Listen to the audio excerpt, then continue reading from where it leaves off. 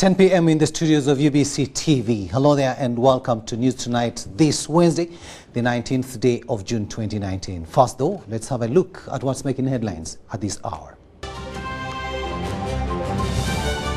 In our news tonight, government accepts to pay for AFCON on UBC TV. No decision on Murchison Hydro Station. Also in the world, UN to investigate Mohamed Morsi's death. And in sports, Football Federations get ICPAU boost.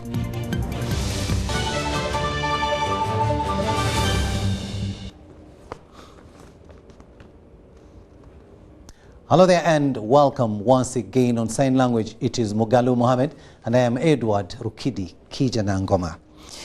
Now, Parliament has directed the Ministry of Finance to avail 1 billion Ugandan shillings funding to enable Uganda's national broadcaster, Uganda Broadcasting Corporation, to relay the Africa Cup of Nations live.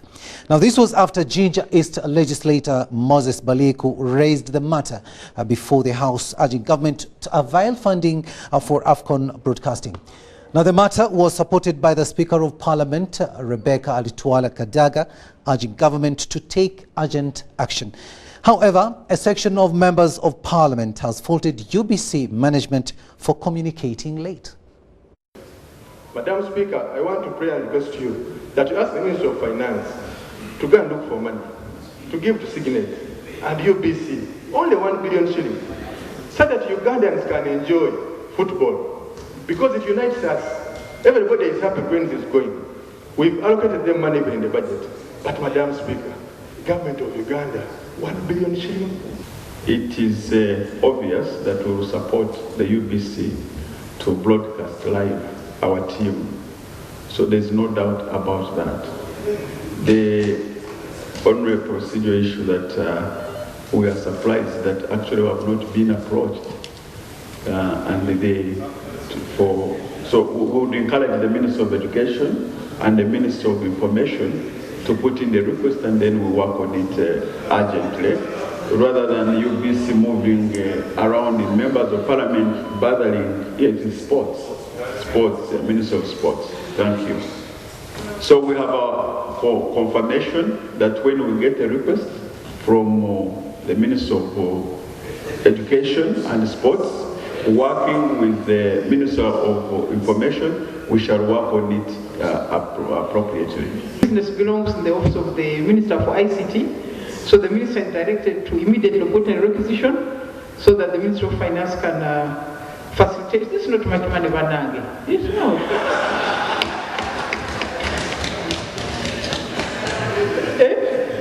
Can we have a feedback tomorrow when we convene? Yes. Okay, thank you very much. We should be able to see how to get money within this time. So for me, take it or leave it.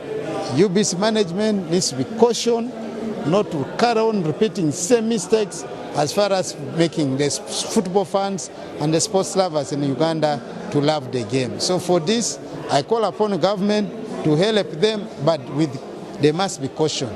Government commitment, sometimes when it comes to sports, is questionable. This is what we should have thought of much earlier, and government ought to have known that AFCON is coming.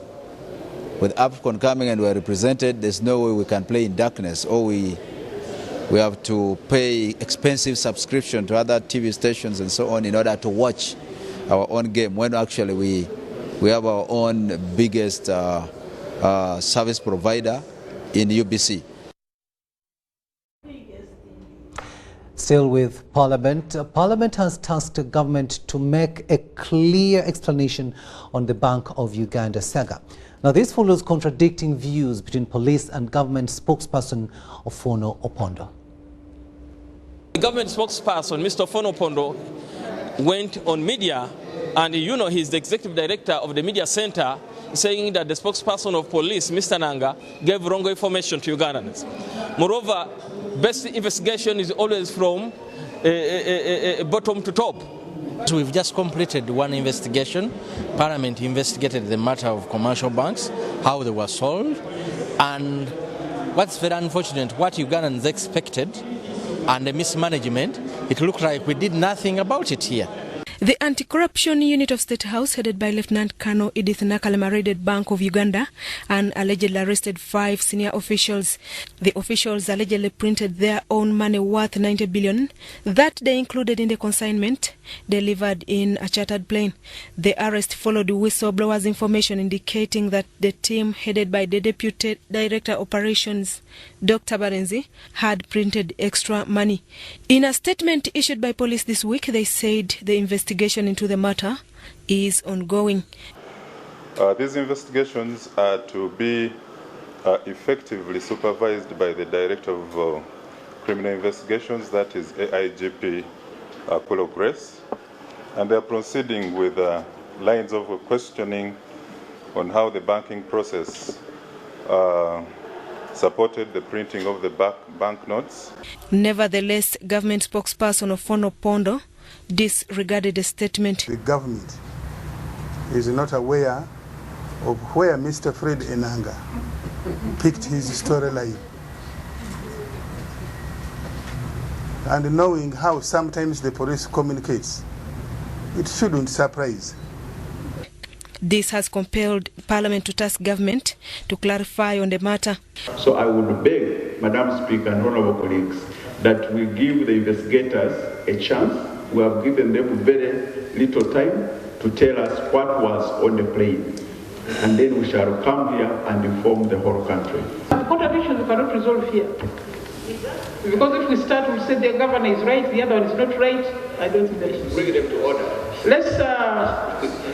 Let's wait for the report. Bring them to order. This controversy comes at a time the Parliamentary Committee on Commissions, Statutory Authority and State Enterprises just concluded investigations into closure of the 7 banks by the central bank, following a trend of anomalies unearthed. Some legislators, however, had resolved to have fresh investigation of the central bank, though it was blocked by the Speaker. MPs have now asked the government to consider an overhaul of the central bank. By the time the Parliament adopted the recommendations, should have acted. Maybe we would have averted this. Now we don't know whether there was extra money or extra items, and government must come clean, stop the contradictions, tell people the truth, what they are doing. What we need also is an overhaul of that institution, of the central bank. So I think Mr. Ofono here has overshot his level, because the person who is mandated to investigate is the police. It's not Enanga himself, but the CID department. COSASA is to present a report on the audit queries raised in the earlier financial year, which could include anomalies by the Bank of Uganda. For now, the purported 90 billion printing saga remains under investigation by the Criminal Investigations Intelligence Directorate. Susan Naonga reporting. Thanks, Susan, for that report there. Now, Major General Don Navasa has handed over command of the Special Forces to the newly appointed commander, Major General James Birungi. Now, Major General James Birungi was appointed to the commander of the force early last week.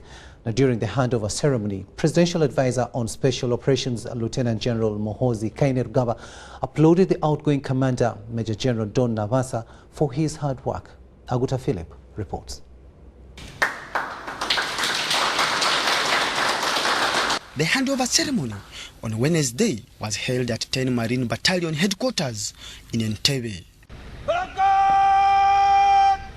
The handover was presided over by the Special Presidential Advisor on Special Operations, Lieutenant General Muhoozi Kainerugaba.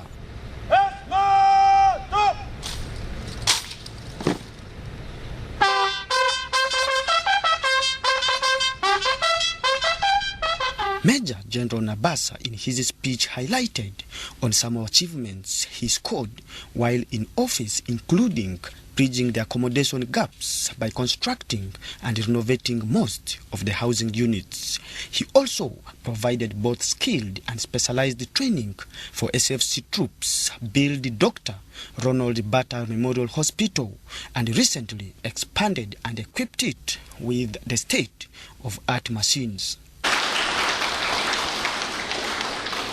In his acceptance speech, the incoming commander, SFC Major General Birungi, thanked Commander-in-Chief for appointing him to serve in that capacity. He pledged to work tirelessly with the support of the UPDF leadership and the officers of the SFC. I want to finally thank the Commander-in-Chief for having entrusted me again with this appointment as the Commander SFC, and I am very, very happy with it because it is an achievement that you are here, they take you there. That is very, very important that you are actually being entrusted with these responsibilities. And I want to thank him and finally accept this appointment. General Mozi, in his remarks, thanked Major General Don for a very good job, especially in the area of infrastructural development. To the incoming, he asked him to focus more on skilled training, especially in the area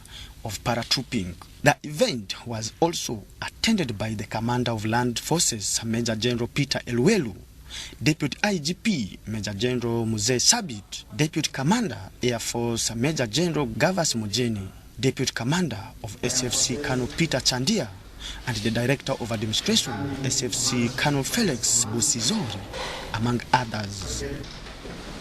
Philip Aguta, reporting.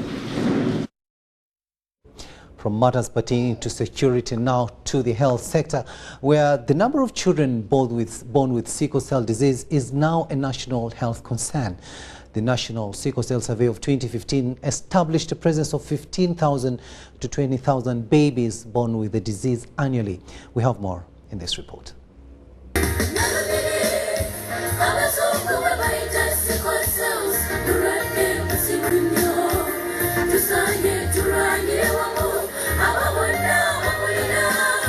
Sickle cell disease is a national health concern and one of the leading causes of ill health in both children and adults. Every 19th of June is World Sickle Cell Day, aimed at creating awareness about the disease. In Uganda, the day has been commemorated at National Health Laboratory at Butabika on the theme Advancing Care for Sickle Cell Disease. Victoria Nanya Stendo has lived with sickle cell for 31 years. She says with good care, sickle cell patients can live a quality life. You accept yourself, drink a lot. I remember in sickle cell clinic at Molago, they used to tell us, drink at least 5 liters, not below 5 liters. Why? Because when you drink a lot, the cells that are sickled will be probably move faster in your blood and not get stuck in an area or in a zone or probably in your arm and start hurting. So it's very important you drink a lot. Eat a balanced diet as a person. A balanced diet doesn't mean you have to eat meat or chicken or whatever. You could when you can, but if you can't, get a grain, get a fruit. Fruits are not expensive. 500, you can buy a banana every single day. Outstanding is the increasing number of children being born with sickle cell disease. Children born with sickle cell disease do not show signs until after 6 months. Ministry of Health embarked on newborn screening for sickle cell disease, but the program covers few districts in northern and eastern Uganda. Screening early helps us to identify these babies early. Actually, babies within their first 6 months of life, they carry a certain unique hemoglobin called fetal hemoglobin. This fetal hemoglobin is not affected by the sickling tendency that is caused by sickle cell. So it has a lot of resistance to that tendency. But usually this particular hemoglobin is lost. After 6 months, the baby starts shedding off. Actually, as they grow, they start shedding off the fetal hemoglobin to acquire adult hemoglobin. It's the adult hemoglobin that is affected. So after 6 months is when you start getting symptoms of sickling that start breaking down the system and destroying the organs in the body. So if we identify them early, before the disease starts affecting their normal function, their body organs, and we manage them, they stabilize. We are currently also doing screenings using the sickle cell test kits we got from the Kabaka's Run across the schools, the different communities, to also let people know their status and link them into care. Currently, sickle cell disease can be treated through bone marrow transplant, but is only done in developed countries and is very expensive. Adiana Kute, UBC. In the studios of UBC TV. We'll now take a very short break, but we'll return with much more. Do stay with us.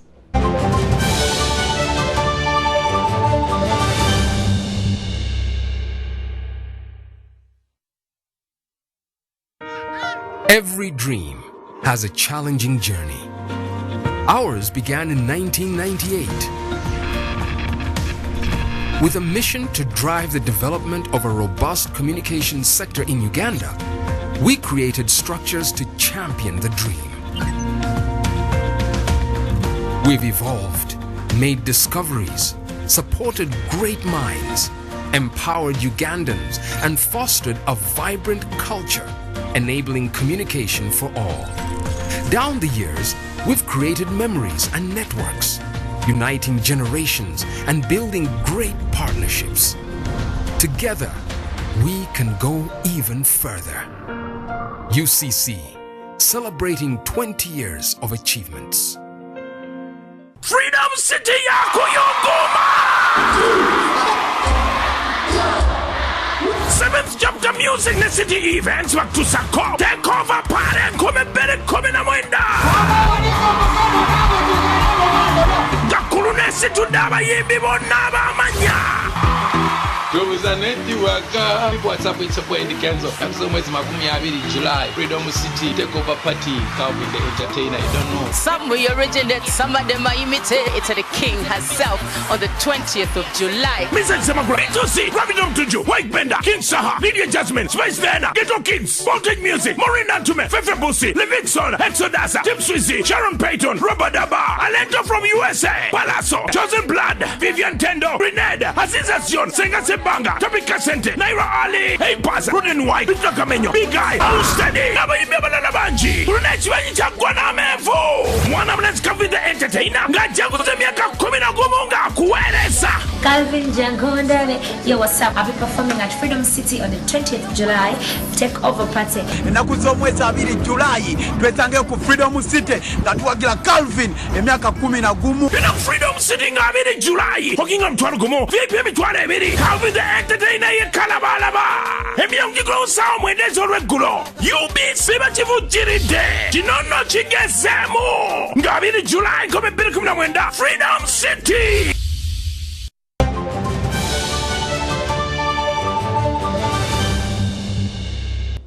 Welcome back from that short break, and this is News Tonight here on UBC TV. Now, anti-tobacco consumption activists have expressed displeasure over the recent 15% levy increase on tobacco products. The Executive Director, Uganda National Health Consumers Organization, Robina Kaiteretimba, says the new tax is too insignificant to finance better health outcomes. Kaiteretimba, who was addressing the press in Bukoto, also poked holes in the Buy Uganda, Build Uganda Bubu policy, saying it's not meant for tobacco products. And the customs, but also Kampala Capital City Authority. Their expectation was at least between 75 to 80% tax increment on tobacco and its products. The tax, which initially stood at 40%, was only increased by 15%. Settling at 55% in the coming financial year 2019-2020. This was made public on the National Budget Reading Day, which to the anti-tobacco activists, it was a disappointment. What they have reformed or changed in the 2017 excise duty was to just define a citizen. And by that they were reinforcing what BATO, the industry, wanted of getting incentives on, from Bubu. According to the World Health Organization report of 2016, ambient and household air pollution caused 543,000 deaths in children below 5 years. Also 52,000 deaths were reported among children aged 5 to 15 years. Unfortunately, it is sad to note that tobacco production and consumption partly contributed to these statistics. The more the tobacco products become expensive, the higher the chances of us having many people dropping off. And that means we get what they call a health benefit.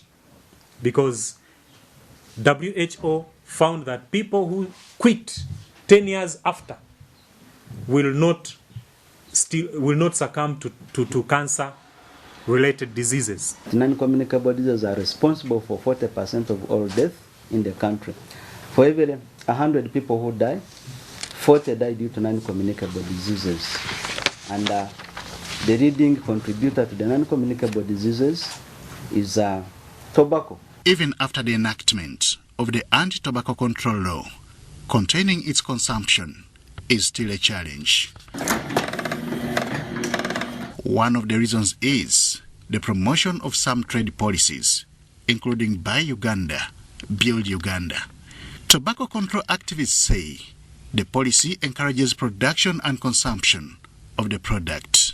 If you're looking at tobacco benefiting from that, I will say it is Buy Uganda, Buy Uganda. If we have said Buy Uganda, Build Uganda, we should not allow products that do not build Uganda. And the tobacco industry does not only not build Uganda, but it is also destroying the human capital. Because of such reasons, anti-tobacco activists are asking government to apply equivalent taxes to all tobacco products to minimize incentives for tobacco users. They also want strengthening of the customs and the anti-smuggling units to reduce opportunities for tax avoidance and evasion. Henry Okrut, UBC. Thanks, Henry, for that report there. Meanwhile, illegal medicines are reportedly flooded in and cross border areas within the Intergovernmental Authority for Development, IGAD region. Findings on tested 2 lines of medicine indicate up to 70% presence of unregulated oxytocin injection products. Intergovernmental Authority on Development, IGAD, conducted a survey on cross borders of 6 member states with no capacity to test the medicines. There is recommendation for 8 member states of the Intergovernmental Authority on Development to up efforts in controlling flow of medicines in cross-border areas flooded with illegal drugs. IGAD decision resulted from conducted survey between 2018 and 2019 on the quality of oxytocin injection and amoxicillin dispensable tablets at cross borders of Kenya, Uganda, Djibouti, Ethiopia, Somalia and Sudan. Worst case scenario is that both the tested products circulating in cross-border areas were never registered by the respective regulatory authorities. 20% of the oxytocin injection samples failed to meet quality specifications. This means that women who may need this product during childbirth may be exposed to substandard medicines which may not be as effective as quality-assured products. It is the first time such test is conducted in the region with a relatively high case of maternal and neonatal mortality. As a medicine was selected on the basis of its critical use in preventing and treating the bleeding hemorrhage among the mothers after birth. Oxytocin is widely available in low and middle income countries, including the countries of IGAD, where the injecting quality oxytocin immediately after childbirth effectively reduce the risk of bleeding and also helps preventing the maternal death. The national drug agencies in the IGAD region have no capacity to test this line of medicine. Uganda is among countries in the region required to strengthen capacity to register all medicine. Is to strengthen medicine regulatory authorities in those areas. So the worst case scenario was an area where there was no regulatory system. Cross-border area of Amur in Uganda and Mandera areas bordered by Somalia, Kenya and Ethiopia are cited for having relatively high rate of the unregistered medicines. Onyango Jackson, reporting for UBC TV. Now to matters pertaining to the tourism sector, where the Minister for Tourism, Wildlife and Antiquities, Professor Ephraim Kamuntu, has clarified that there is no final decision on building a hydroelectricity generating station across Murchison Falls on the River Nile. Now this was at a press conference that was held here in Kampala.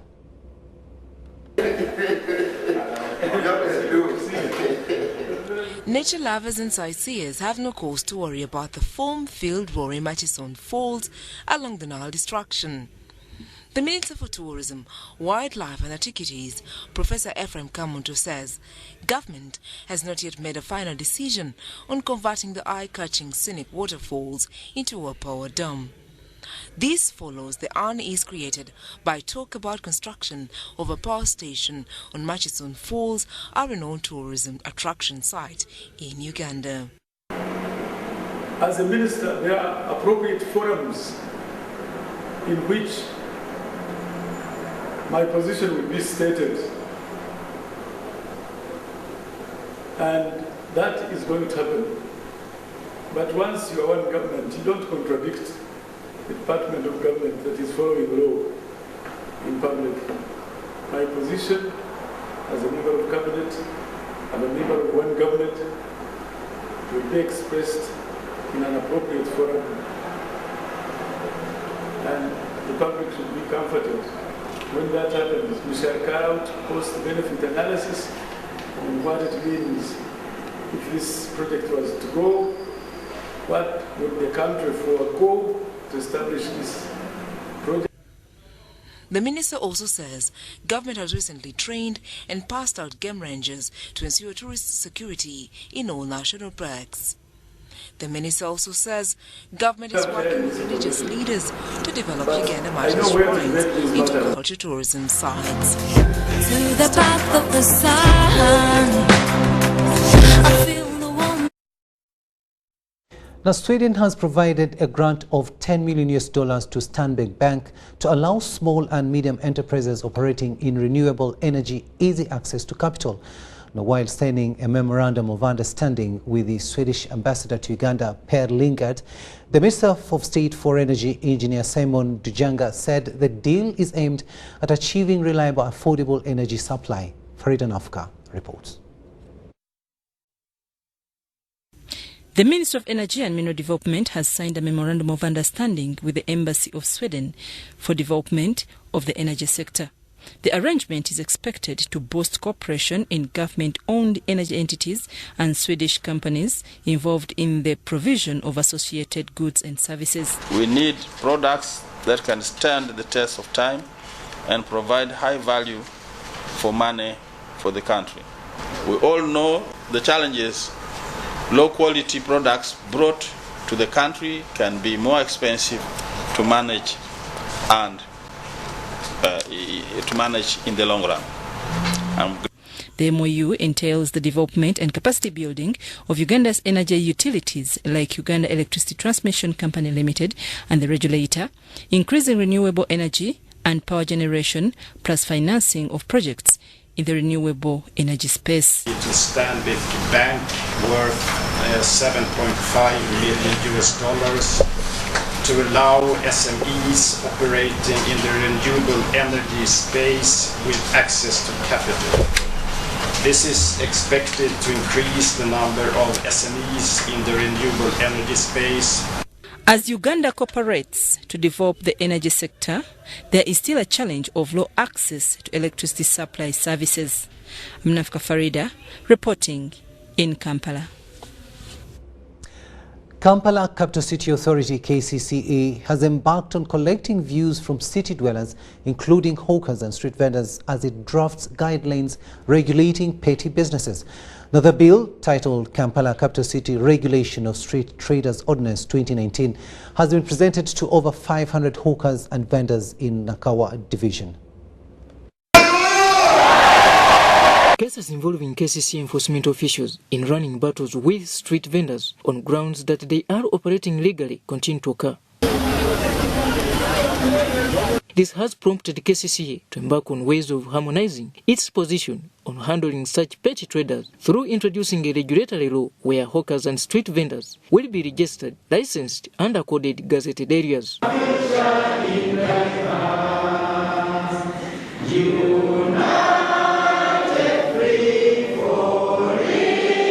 This was a consultative meeting held today in Nakawa Division. Vendors were urged to embrace this initiative, which aims at creating a peaceful working space for them. Over 500 vendors and hawkers attended this meeting, and many recalls the torture and extortion exhibited to them by KCCA officials, thus welcoming the move by government. Because we want to see these people also enjoying life, and actually we shall continue actually advocating on the side of the government to actually get other more places where these people should be vending for, where people should be moving, just like in the markets. Because right now when you look at the whole thing, there's a mess up where even the market people are also moving away from the market, coming to the streets. I support it, I welcome it. I really welcome it because the time they came to register us, I was very happy to see them coming out with such a proposal because we didn't know whether one would feel pity for us the way we are suffering. Flavia Modin, who serves as the chairperson of Platform for Vendors in Kampala, noted that they needed more time to assess the proposed bill so that they can give in some proposals. We will need to have our own space to discuss the ordinance with our members as well. Yes, today we are discussing with the Lord Mayor and the councillors and KCCA. That is healthy, but we need to look into it deeper than we are having it now, because it has just been thrown into our face. In attendance was the mayor of Nakawa, Ronald Walimwezo Nsubuga, who was flanked by his councillors, welcomed this move by KCCA. Because regulations, all ordinances are supposed to be pro-people, and therefore we needed their input. But it has been a very nice consultative meeting. At least many members have deliberated, and most of the things which we had planned for were at least of their level, and they have picked them and they are willing to abide with them. And what they wanted at least to make some changes, we have confirmed. We are going to make a full report as Nakawa Bani Council, then we report to the Authority Council for those amendments.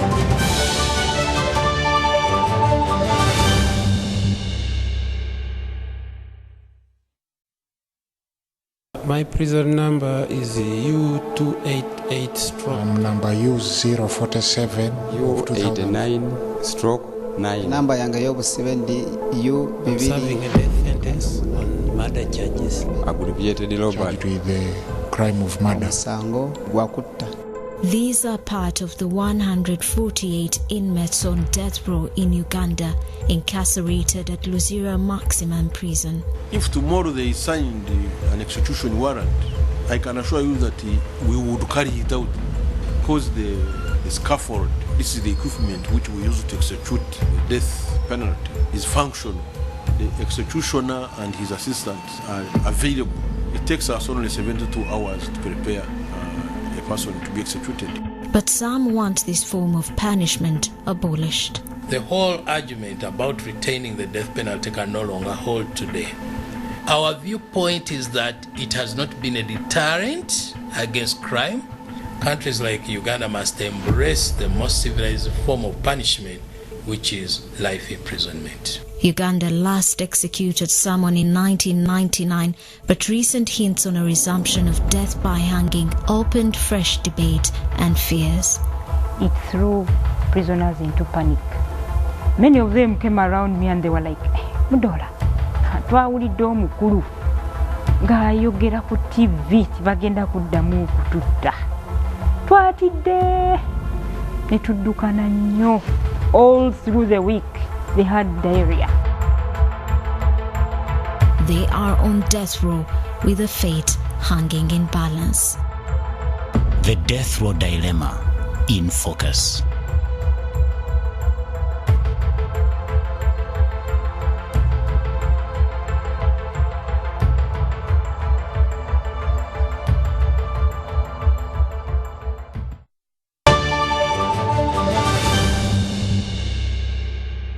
Welcome back. Let's have a look now at what's happening in the world of business. The government is set to adopt stringent measures to implement chemical safety and security project, which is under the Ministry of Gender, Labour and Social Development. The Commissioner for Occupational Safety and Health, David Atwoki Mugisa, says some manufacturers deliberately misuse these chemicals, which may be a security threat in the country. There are some common chemicals that chemists can easily manipulate and they become explosives. The Ministry of Gender, Labour and Social Development, under its project of chemical safety and security, says chemicals without appropriate management may pose a high risk to human life, public health and environment. Chemicals in this country, so once now we know which chemicals are in this country, then we start the registration and put in measures and adopt the law, amend the laws which are concerned with further protection. How we are shaky, then we can be able to review them or amend those sections which we think are shaky. We are going to address that under this project. The Commissioner for Occupational Safety and Health Department at the Ministry of Gender, Labour and Social Development, David Atwoki Mugisa, says the project is being implemented through multi-sectoral approach. You have the law for controlling agricultural chemicals is the Ministry of what? Of Agriculture. The Occupational Safety and Health is the Ministry of Gender. We have the fisheries and what protection is still in agriculture. We have the POPs, the persistent organic chemicals are managed under NEMA. So if we... The National Project Coordinator Alex Asimwe urges chemical dealers to embrace government initiatives which are intended to secure everyone's health by seeking for necessary information at the ministry headquarters. I would love the private sector to use the existing initiatives and platforms to access information. For instance, you could be dealing with a product, you have a chemical or you have another agent, but you do not have expertise on how to manage it. Where we will find some elements in the communities using these chemicals, turning them from peaceful purpose to negative. This project is expected to contribute to enhancement of the country's ability to mitigate and prevent chemical, biological, radiological, nuclear and explosive safety and security risks from occurring. Abdunasili Lubwama reporting. The Directorate of Industrial Training under the Ministry of Education and Sports is assessing and certifying the competence of skilled workers at various workplaces. The Acting Director, the Directorate of Industrial Training, Patrick Byakatonda, urges Ugandans to embrace skills certification so that they compete on the international job market. The Electricity Regulatory Authority, with support from the Private Sector Foundation, is training wiremen to be integrated in the Electricity Regulatory Authority for the Rural Electrification Program. Currently, training in domestic installation is going on in the technical colleges and vocational training institutes, after which they are assessed and certified by the Directorate of Industrial Training. The Acting Director, Directorate of Industrial Training, Patrick Byakatonda, says about 500 wiremen have been trained and assessed by the Directorate of Industrial Training and are ready for deployment. So far, I think the work done is seen. We are satisfying people, those who the wiremen, the former recamufos. Now they have been assessed in so many of our institutions. Patrick Byakatonda says this initiative is part of Skilling Uganda program, which is aimed at providing skills to every Ugandan. I came here to be trained to get the permit so that I can get a job. Then I start earning money for myself. We are expecting to get at least qualification, a pass. At least 50 wiremen from Bunyoro region currently are undergoing training and assessment at Uganda Technical College Chema in Masindi district. The principal UTC Chema, Akunobere Jacob, says the imparted skills will help them bring services nearer to their communities. They got the opportunity to come to the college to get some further training, and so that they can do whatever they have been doing in the field professionally. The Deputy Principal Ntinda Vocational Training Institute, Nuhura Evans, urges girls to embrace vocational training. The number of girls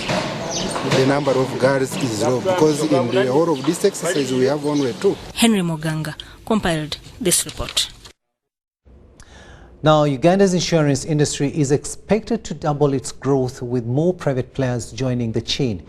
Ayo Uganda Limited recently joined the sequence to offer financial inclusion solutions to Ugandans that have seen over 2 million customers benefiting from the services. During the launch of the 8-day promotion to reward customers, Thomas Sekanwaji, the marketing manager Ayo Uganda, says they have shaped the industry by providing more of digital solutions. Insurance has definitely taken a different toll because initially the insurance packages or the insurance cover that was in the country was the conventional one, whereby somebody had to first go to an insurance broker or an insurance company, ask for their services, then sign 1 or 2 documents, and then wait for a certain period in which their cover can take effect. With the coming of Ayo, everything has gone digital. Everything is in an instant. All you have to do is follow the steps to subscribe, follow the steps to send mobile money and get cover, and you have insurance cover. If anything happens to you, you can claim within the instant. It's real time. We've gone away from the conventional methods where you have to wait. This is not there anymore. This is real, this is digital, this is instant. The information we got from our regulator recently, it was clear that the insurance penetration is still at 1%, and we want to make sure that at least we grow it to at least 5% at the end of the year. It's a dream, and we want to see that we ensure that we achieve that. So for now, we are building us, and in building us, the industry will grow as a whole. That's why we are looking at Ayo now, and we can comfortably say we have reached 2.2 million customers, and with that, we can comfortably say that that penetration is going to change with time. Yeah, when you look at the insurance that we're giving out to Ugandans, it is not to give you to go and pay your hospital bills. It's not for you to go and pay for your funeral costs. It is for you to see that you can financially stand in case something went wrong, in case you failed, in case you got an accident and things didn't go right. The money we give you is not to pay for your hospital bills only, but it's also to ensure that you can quickly get onto your feet and move on with your life. That's why when we are giving out prizes, we look at prizes that will enable somebody generate more income, enable somebody move on with their lives, because now what happens is if you get an accident, we've rewarded you with a border, you have insurance cover, you'll have financial power to go on if something went wrong.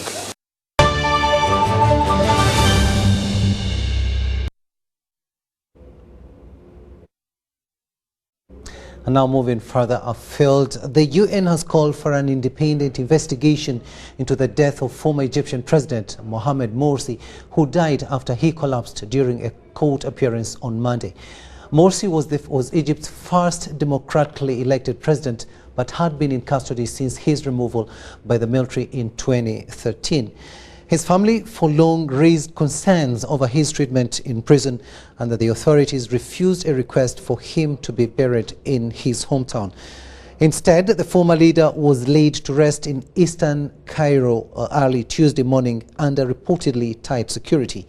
A statement from the spokesperson for the Office of the UN High Commissioner for Human Rights pointed to Egypt's obligations to treat its prisoners humanely in calling for an investigation.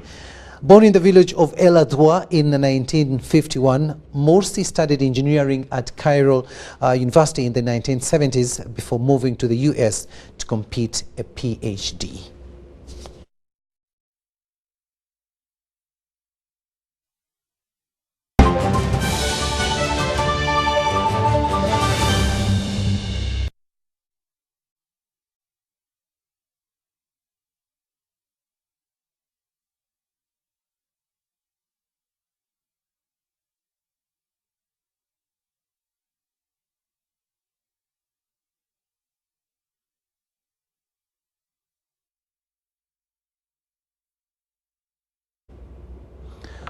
Let's have a look now at sports news, and we begin with equestrian, where Uganda Equestrian Association has received a major boost following qualification of Uganda's Sandra Rwese with a certificate in horse behavior and safety from the University of Guelph in Canada.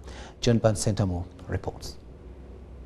Uganda's dream of becoming better in horse racing has been boosted by Sandra Rwese's completion of a certificate in horse behavior and safety.